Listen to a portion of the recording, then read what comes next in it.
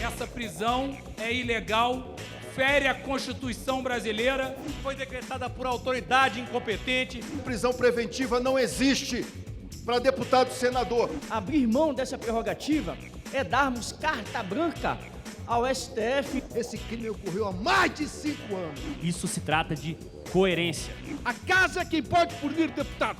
Agora a ultradireita quer votar saidinha para a Brasão. É isso que nós queremos mostrar ao mundo? Que nós libertamos bandidos? Jamais manchar o instituto tão importante da imunidade parlamentar de sangue. A milícia segue lá no aparelho de Estado. Para que o crime organizado não se fortaleça. Esse parlamento dá uma resposta para a sociedade. Não podemos admitir que se use a imunidade parlamentar como escudo para a prática de crimes. Teremos mais adiante prisões preventivas em série contra parlamentares.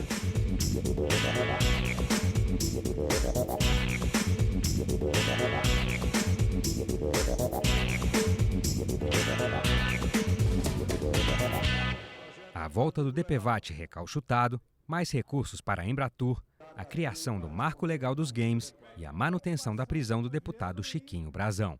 Semana agitada no plenário da Câmara, que iniciou os debates pelo projeto que retoma a cobrança do seguro obrigatório para a proteção de vítimas de acidentes de trânsito, o agora chamado SPVAT. O fundo para pagar indenizações vai continuar a ser operado pela Caixa Econômica, que já faz isso desde a dissolução do consórcio de empresas privadas que administrava o DPVAT em 2021. O texto agora segue para o Senado. Essa proposta vem em boa hora, ela vai atender a muita gente que anda desassistida. Quem tem automóvel, de alguma maneira, pode dar uma contribuição anual, que estimativamente será de R$40, R$50. Essa ideia de não taxar nada, não exigir nenhuma contribuição de nada, é uma ideia equivocada. A gente tem que ter solidariedade social e o DPVAT vai nessa direção. A obrigatoriedade de adesão de seguro é outro assunto que nós gostaríamos de ver retirado do texto. Inclusive porque há muitas pessoas com poucas condições, pessoas pobres, que em determinado momento da sua vida decidem contratar um seguro privado para o seu carro. Eu sei que muitos não têm condições e o DPVAT é o seguro obrigatório para o seu veículo automotor. Agora, se a pessoa tem condições, passa a ter condições de pagar um seguro no mercado privado, por que ela também vai ser obrigada a pagar o valor de, não sei, 80, 90, 100 reais no DPVAT? Vocês acham que isso não faz falta na economia do cidadão? Nós somos 100% favoráveis ao retorno do DPVAT. Se há que se fazer algum tipo de demagogia para tirar algum tipo, que tiramos o imposto, tire o IPVA, vamos aqui votar com a força para tirar o IPVA. Tire a taxa de licenciamento, mas retirar o DPVAT é você tirar apenas um cisco do olho. O valor do DPVAT em comparação ao IPVA, em comparação à taxa de licenciamento, é totalmente ínfimo. E é a única contribuição que você paga e tem algum benefício, algum retorno, porque é seguro. Veja o absurdo do que é esse seguro. Para onde vai esse dinheiro arrecadado, que pelas previsões chegará a cerca de 4 bilhões de reais. 4 bi. Aí você fica imaginando, esse dinheiro vai de fato para cobrir o seguro? Vai para a indenização? Pasmem! 82% do dinheiro arrecadado com o DPVAT. 82%. Veja para onde vai esse dinheiro. 40% para transportes públicos coletivos. 40% para o SUS. 2% para campanhas publicitárias contra acidentes, evitando acidentes. Apenas 18% será o valor para indenização. 18% apenas. É um seguro que tem que ser plural, coletivo, obrigatório, para todos, até porque, senão, quem vai pagar a conta é o SUS. O SUS vai pagar uma conta muito cara, na medida que não tem um seguro para socorrer o acidentado de moto, o acidentado de carro. Por isso nós temos que ter maturidade, responsabilidade. E eu digo assim, com toda clareza, não vai chegar a R$100 o seguro de DPVAT. Olha, o cara tem uma BMW, um carrão, um carro do ano, não vai pagar 80 pila. Mas vão criar vergonha. Pelo amor de Deus. Mais recursos para a Embratur e um escopo maior de atribuições da agência foram os principais pontos do segundo projeto aprovado pelos deputados esta semana. A ideia é permitir ao órgão ser contratado sem licitação e receber recursos do orçamento para atuar na organização de eventos de vulto internacional que promovam a imagem do país no exterior, tais como a COP30, que acontece ano que vem no Pará, e a cúpula do G20 em outubro no Rio de Janeiro. Agora é o Senado que vai analisar a matéria. Talvez o que esteja pegando aí para aqueles que querem obstruir esse processo é a questão da falta de licitação nos municípios. Lembrando que nós estamos falando de uma empresa pública e que, portanto, os municípios não têm necessidade de licitação, mas se quiserem fazê-la, podem fazê-la. Senhor presidente, a importância que tem de nós fortalecermos a Embratur e possibilitar a Embratur de ter diversas outras fontes de receita que, sem sombra de dúvida, é fundamental para o fortalecimento e o incremento do turismo brasileiro. A Embratur, o Brasil hoje, que recebeu no ano de 2003, 5,9 milhões de turistas estrangeiros, um número muito aquém, muito pouco o potencial que o Brasil tem. O governo está, mais uma vez, avançando sobre o dinheiro do pagador de impostos, sobre o dinheiro do brasileiro, turbinando o Ministério do Turismo, turbinando a Embratur e incluindo dispensa de licitação e novos serviços prestados pela entidade. A Federação Pessoal Rede entende as virtudes do turismo, o potencial do Brasil, a necessidade de ter um arcabouço jurídico mais moderno, mais ágil, a vida, enfim, com essa fonte de recursos para o país e, inclusive, de propagação das nossas imensas riquezas culturais. Votamos a favor, portanto, do projeto. O que nós queremos aqui é justamente a profissionalização, é levar o turismo a sério. E a nossa Embratur precisa, sim, de ter isso no nosso quadro, para que nós tenhamos a certeza que, independente dos governos, possam ter um alinhamento de uma estrutura, para que nós possamos ter a segurança de quem estiver lá tenha serviço prestado, tenha conhecimento, tenha reputação ilibada, tenha uma formação mínima para poder tratar de temas que é tão importante. Porque o turismo não pode ser mais um puxadinho de negócio de arranjo. A aguardada regulamentação da indústria dos jogos eletrônicos no Brasil também foi aprovada esta semana. O Marco Legal dos Games, de autoria do deputado Kim Kataguiri, do União de São Paulo, disciplina a fabricação, importação, comercialização e desenvolvimento dos jogos no país e estabelece mecanismos de financiamento do setor semelhantes aos da Lei Rouanet e Lei do Audiovisual. A proposta prevê dispositivos para combater o abuso de crianças e adolescentes, como uma central de reclamações e denúncias e filtros para monitorar as compras. Após 2 anos de negociações no Senado, o texto agora segue para a sanção do presidente da República. Esse texto, ele reduz o IPI, esse texto, ele possibilita o uso do game nas escolas, nos hospitais como terapia para pessoas com problemas cognitivos. Esse projeto do deputado Kim Kataguiri, esse marco legal dos jogos e games, cria um CNAE específico para o setor e dá segurança jurídica para o setor, senhor presidente, criando um fomento. E com certeza, com esse texto, nós vamos criar uma indústria nacional que vai gerar emprego, renda e muitas receitas. Também, deputada Maria do Rosário,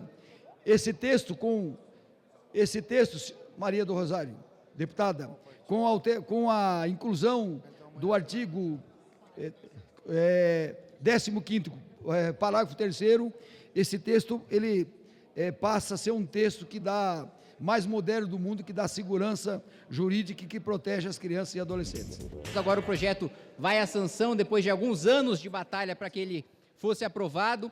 A gente conseguiu garantir uma diminuição na tributação de todos os equipamentos necessários para desenvolver o jogo eletrônico. A gente conseguiu garantir que todos os envolvidos no desenvolvimento do jogo eletrônico possam ser MEI, que, portanto, tenham uma tributação simplificada. O relator Darcy de Matos foi sensível ao pedido que fizemos e os desenvolvedores de jogos, as empresas que trabalham e que colocam no mercado jogos eletrônicos, por essa lei, terão a responsabilidade com a atenção e o cuidado com crianças e adolescentes contra toda forma de negligência, incentivo à violência, sexualização, violência e exploração de todo tipo, não combina com a cultura, não combina com os jogos. O tema mais polêmico da semana, no entanto, não envolveu a análise de projetos, mas girou em torno da decisão favorável do plenário à manutenção da prisão do deputado Chiquinho Brazão, do Rio de Janeiro, acusado de ser o mandante do assassinato da vereadora Marielle Franco e do motorista Anderson Gomes. Com a anuência de 277 deputados, 20 a mais do que o mínimo necessário, o plenário concordou com o parecer do relator deputado Darcy de Matos, do PSD de Santa Catarina, que logo antes também fora aprovado na CCJ pelo placar de 39 votos contra 25. Chiquinho Brazão foi preso em flagrante e sem direito à fiança no dia 24 de março, por decisão do ministro do Supremo, Alexandre de Moraes, confirmada pela primeira turma do tribunal.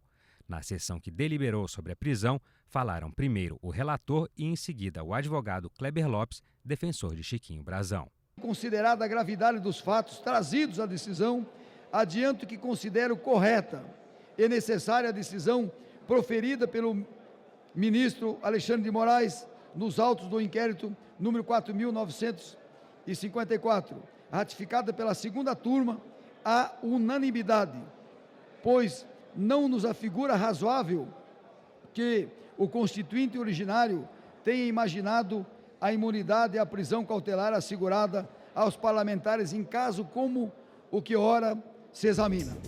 Não há prisão em flagrante. Nós temos uma prisão preventiva e temos a Constituição Federal expressa, categórica. Não há dúvida possível sobre a interpretação daquele dispositivo constitucional. Eu dizia na comissão, a interpretação não pode nos levar ao absurdo. Nós não podemos interpretar o artigo 53 da Constituição se o Constituinte tivesse feito uma ressalva, se tivesse colocado uma vírgula para dizer o deputado só pode ser preso em flagrante delito por crime inafiançável, salvo se ele for do Rio de Janeiro, salvo se ele tiver alguma relação com algum miliciano, aí pode prender. O Constituinte não fez isso, meus eminentes deputados. A Constituição não fez ressalva. A Constituição estabeleceu a garantia para a plenitude do mandato. E é disso que se cuida. É disso que se cuida. Eu não tenho dúvida que se o Parlamento brasileiro não tomar uma posição agora, hoje, repelindo decisões desse jaez, nós teremos mais adiante prisões preventivas em série contra parlamentares dessa casa. Não tenho dúvida disso. A prisão do deputado Chiquinho Brazão foi decretada por autoridade incompetente e não havia, como de fato não há, situação flagrancial para que a gente possa manter o deputado Chiquinho Brazão preso. Essa matéria é extremamente complexa, mas mesmo com a pressão popular, votarei com a minha consciência para que essa Casa do Povo seja respeitada. Agora a ultradireita quer votar saidinha para Brazão. Falaram que um bandido não pode de forma alguma sair para o Natal para ver a família. Mas o Brazão pode sair para tentar continuar obstruindo a justiça, que quer saber quem mandou matar Marielle. Aí eles deixam o Brazão sair. É a saidinha para o Brazão. Estou seguindo o que reza a Constituição. Deputado não pode ser preso, a não ser que tenha sido em flagrante delito ou crime inafiançável. Esse crime ocorreu há mais de 5 anos. Portanto, Brazão não pode ser preso. Essa Câmara hoje tem toda a possibilidade de reafirmar a aceitação que cresceu diante dos olhos da população, mantendo a prisão de um deputado que, infelizmente, está profundamente envolvido num caso de ampla divulgação internacional.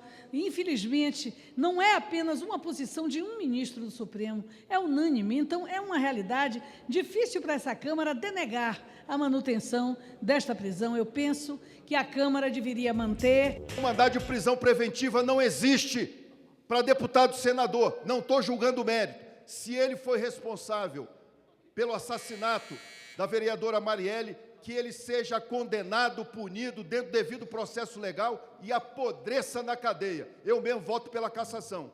Mas hoje nós iremos votar pela formalidade da prisão, se é legal ou ilegal. E a Constituição é bem clara. Nenhum deputado pode ser preso, senão em flagrante delito, por crime inafiançável. Antes mesmo que a defesa pudesse se avistar com o parlamentar aqui no Presídio Federal de Brasília, ele foi transferido de madrugada para o Presídio Federal de Campo Grande e agora está em Campo Grande submetido, pasmem vossas excelências, submetido ao regime disciplinar diferenciado. Meu cliente está preso por uma delação que eu não posso ter acesso. Meu cliente está jogado no sistema penitenciário federal, em um isolamento celular de 23 horas e apenas 1 hora de banho de sol. Agora, inclusive, não pode participar dessa sessão, porque não há agente, não há conexão na internet agora no presídio. Estará privado de participar deste ato. O relatório da Polícia Federal tem 470 páginas. A decisão do decreto de prisão não foi monocrática, porque o juiz relator, o ministro relator Alexandre Moraes, remeteu essa decisão também para a primeira turma do Supremo Tribunal Federal. Carmen Lúcia, Luiz Fux, Flávio Dino, mais outros que não me ocorre o nome agora aqui pelo cansaço, mas isso foi aprovado. E a gente aprovou lá, eu espero que aprove aqui. Isso significa valorizar o parlamento, a Constituição e a democracia. A Constituição Federal, ela é muito clara no seu artigo 53, parágrafo 2º, quando diz que o parlamentar, uma vez sendo diplomado, ele somente poderá ser preso em flagrante delito por crimes inafiançáveis. E nós, abrir mão dessa prerrogativa é darmos carta branca ao STF em especial para que faça o que quiser conosco. Inclusive, somos contra a todo tipo de criminosos. Que esse deputado, que ora será julgado aqui por esta Câmara, seja julgado conforme a legislação penal. Se trata, sim, de um crime de flagrante permanente, porque o sujeito estava usando as próprias estruturas do Estado brasileiro, em particular da Polícia Civil do Rio de Janeiro, para cobertar os seus crimes, em conluio com o então chefe da Polícia Civil, obstrução de justiça. Olha o perigo que isso representa. Esse pessoal não dorme em serviço. Vão estar aqui, ó, um suspeito de assassinato, convivendo com todos nós aqui, ó, no plenário. Essa é a mensagem que a Câmara dos Deputados, de uma das 10 maiores economias do mundo, de uma das maiores democracias do planeta, vai passar? É isso que nós queremos mostrar ao mundo? Que nós libertamos bandidos? Constituição está se tornando cada vez mais um pedaço de papel para servir de referência quando convém. Em 2020, nós abrimos um precedente aqui muito perigoso com Daniel Silveira. E, evidentemente, eu votei contra a prisão do parlamentar, que até hoje está sendo injustiçado por decisões desse ditador chamado Alexandre de Moraes. E agora, o Congresso Nacional, mais uma vez, a Câmara dos Deputados, melhor dizendo, mais uma vez vai se curvar à decisão desse ditador? Eu voto, presidente, pelo devido processo legal. Isso se trata de coerência. O argumento jurídico foi tão fraco, que ele falava o seguinte: não houve flagrante do delito. Pega o processo e você vai ver que houve lá, foi crime continuado.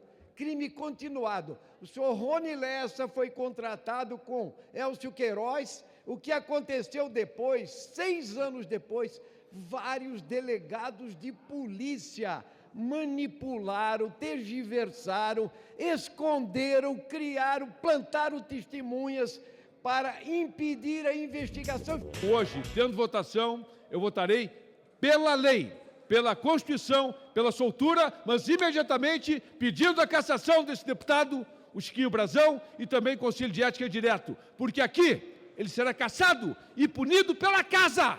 A casa é quem pode punir deputado. Não se deve jamais manchar o instituto tão importante da imunidade parlamentar de sangue, de crime.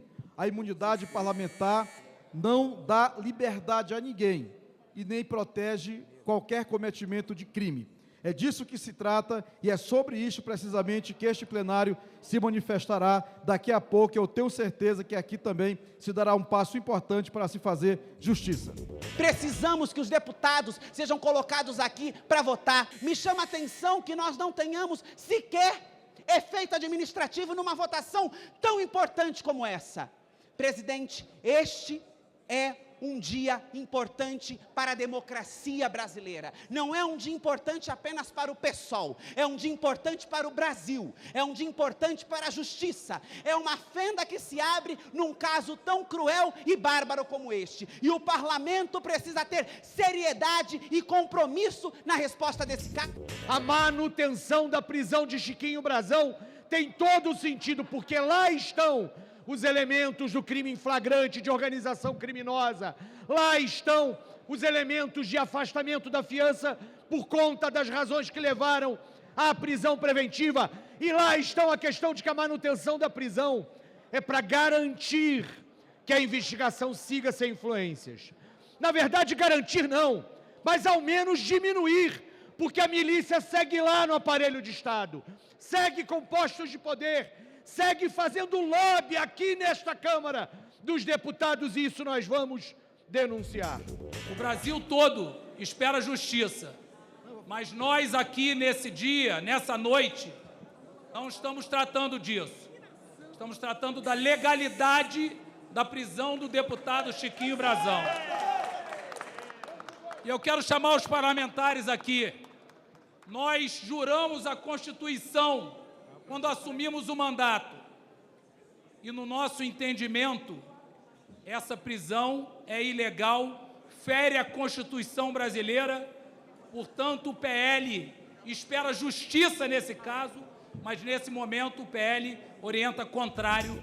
A delação de um dos que executaram o próprio assassinato diz que houve a garantia por parte dos irmãos Brazão de que eles não seriam punidos, porque havia uma macomunação com setores do Estado. Portanto, ele está preso por obstrução de justiça, um crime que é um flagrante continuado, mas também está preso por organização criminosa, por uma relação criminosa com os subterrâneos do Rio de Janeiro e deste país. Por isso, não há que se ter qualquer tipo de vacilo na manutenção desta prisão, para que o processo judicial possa ocorrer sem qualquer tipo de interferência, para que o crime organizado não se fortaleça. Há uma expectativa grande em torno desse caso, desde 2018. A justiça está sendo feita com a descoberta de mandantes, daqueles que executaram, e precisa esse parlamento dar uma resposta para a sociedade, não pode se omitir. E não trata somente da morte de Marielle Anderson, que ocorreu em 14 de março de 2018, mas das 6 outras pessoas que morreram suspeitas ou que sabiam e que também foram executadas. Portanto, se esse parlamento se omitir, nós estamos dando um recado que outras pessoas poderão ser vítimas. A Rede Sustentabilidade, a essa matéria, vota sim pela manutenção da prisão, primeiro levando em consideração que a pessoa presa, além de criminosa, além de tudo isso, se afastou do cargo para tentar assumir no mandato, se utilizar da blindagem da imunidade material. Isso não é permitido por lei, presidente. a má-fé, a aproveitamento, houve um jeitinho para que ele pudesse escapar daquilo que lhe espera, a prisão.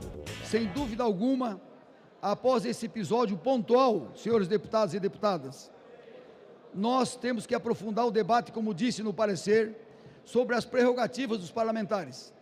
Mas entendo que as prerrogativas dos parlamentares são prerrogativas para proteger a atuação parlamentar. As prerrogativas parlamentares, elas têm que vir numa lógica da preservação dos interesses coletivos e não dos interesses individuais. E aí eu quero parafrasear, para encerrar, o que disse o deputado Duarte Júnior na CCJ.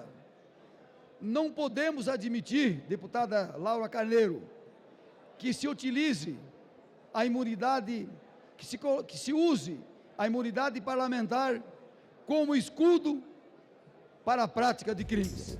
Sim, 277 pela manutenção e aprovação do parecer. Não, 129.